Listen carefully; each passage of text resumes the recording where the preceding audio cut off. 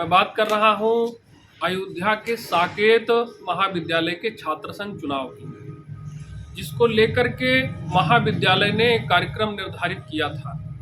6 दिसंबर से 12 दिसंबर के बीच चुनावी कार्यक्रम का निर्धारित किया गया था, लेकिन कतिपय कारणों से प्रशासन ने 5 दिसंबर को आदेश पारित कर इस चुनाव पर रोक लगा दी, जिसकी सूचना प्राचार्य महोदय द्वारा दी गई। अब मेरा ये कहना है, रोक जिस तरह से लगाई गई है, एक तो ये जो चुनाव हुए वो लगभग 3 वर्षों के अंतर पर हुए। 2 वर्ष तो वैसे कोविड का माहौल रहा, और जो भी हुआ एक लंबे अंतर के बाद फिर से चुनाव होने जा रहा था, लेकिन उस पर रोक लगा दी गई। रोक लगाना गलत नहीं था। हो सकता है प्रशासन के समक्ष कुछ ऐसी परेशानियां रही हों या मजबूरियां रही हों कि इस चुनाव को उनको रोकना पड़ा, लेकिन अनिश्चितकालीन एक तरीके से अनिश्चित काल के लिए उसको जो है आप स्थगित कर दिए हैं, और कोई तिथि आपने नहीं घोषित किया है। इसको लेकर के छात्रों में रोष है, आक्रोश है।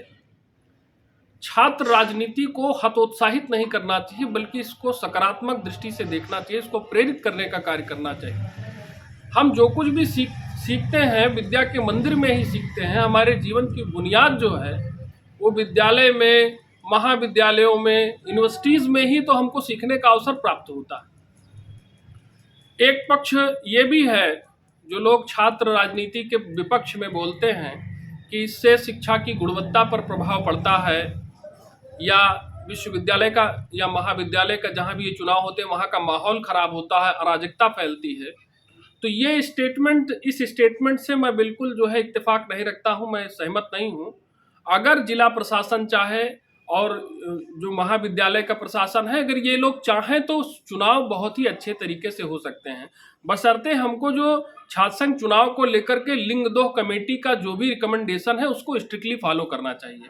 जब हम इसको स्ट्रिक्टली फॉलो करेंगे तो इस तमाम विसंगतियां जो छात्र राजनीति से जुड़ी हुई हैं वो दूर हो जाएंगी, और स्वच्छ राजनीति, लोकतांत्रिक प्रक्रिया में, निर्णय लेने की प्रक्रिया में छात्र अपने रूट लेवल पर, ग्रास रूट लेवल पर उससे परिचित हो सकेंगे। आखिर वह व्यवस्था, देश की राजनीति जो माँ के पेट से लेकर मरघट तक हमारी जिंदगी के फैसले लेती है, उसी राजनीति के प्रति छात्रों को हतोत्साहित किया जाए, ये कहाँ तक न्याय संगत है, कहाँ तक उचित है। तो मेरी प्रशासन से, उत्तर प्रदेश सरकार से, केंद्र सरकार से हमारी मांग है।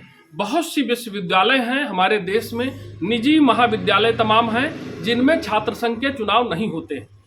तो अनिवार्य रूप से हर विद्यालय में, हर महाविद्यालय में, हर यूनिवर्सिटी में छात्र संघ का चुनाव होना चाहिए। छात्र राजनीति को प्रेरित करना चाहिए।